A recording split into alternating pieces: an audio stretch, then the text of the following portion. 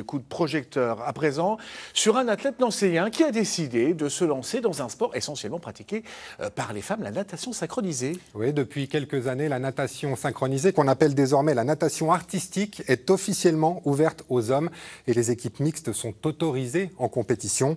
Passionné par cette discipline, le nancéen Jorge Baldenegro Sanchez a décidé de se jeter à l'eau. Il a intégré l'équipe du Grand Nancy Aquatic Club dont il est devenu un élément à part entière. Son portrait avec Samuel Mulin et Éric Bertrand. Regarde là. Non, tu regardes moi. Ok. Une moustache à la Freddie Mercury. La natation artistique dans la peau. Jorge Baldenegro Sanchez s'est plongé dans un univers très féminin au moment de son arrivée en France.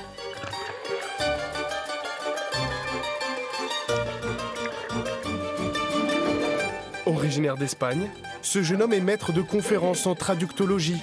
Depuis 2019, il partage sa vie entre la faculté de lettres de Nancy et les bassins.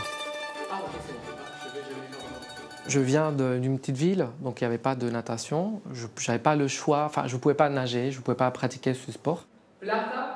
Un sport qu'il n'hésite pas à mettre en valeur pendant ses cours. Parfois même, ils traduisent en première année des textes qui parlent de natation synchronisée. Je leur dis, moi je fais de la natation synchronisée. Et donc ils traduisent parfois des textes sur ce sport.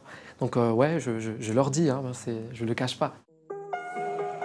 Une discipline longtemps réservée aux femmes, avant son ouverture à la jante masculine à partir de 2015. Jorge a décidé de franchir le cap et s'est inscrit au Grand Nancy Aquatic Club. Et forcément, il a dû s'adapter. 1, 2, 3, 4, 5, 6, 7. 1, 2, 3, 4, 5, 6, 7. Et tirez! Jorge, c'est quelqu'un qui est très persévérant, qui s'accroche beaucoup.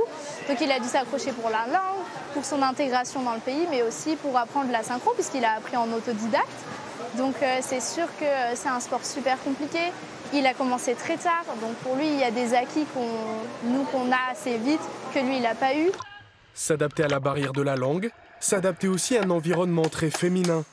En France, ils ne sont que 200 hommes comme Jorge à pratiquer la natation artistique. Alors aussi, je pense qu'au début, c'est déstabilisant parce que c'est un monde de femmes. Après, pour autant, il s'est tout de suite intégré. Il n'y a pas eu forcément de... Enfin, on n'a pas senti de tension par rapport homme-femme. C'est vrai que c'est pas commun, surtout quand on arrive en compète. Souvent, les gens nous regardent, enfin les filles, parce que c'est quand même en compète un monde de filles. Les filles nous regardent, oh, vous avez trop de chance d'avoir un garçon, tout ça. Moi, je suis trop contente personnellement et l'équipe aussi. Ça fait du bien d'avoir un peu de force, rien que pour le sport qu'on fait. Et un esprit masculin, ça fait du bien aussi. 3 fois par semaine, le groupe se retrouve pour préparer de futures compétitions. Bien souvent, contre des équipes composées uniquement de femmes, une situation que le jeune homme de 29 ans n'a jamais mal vécue.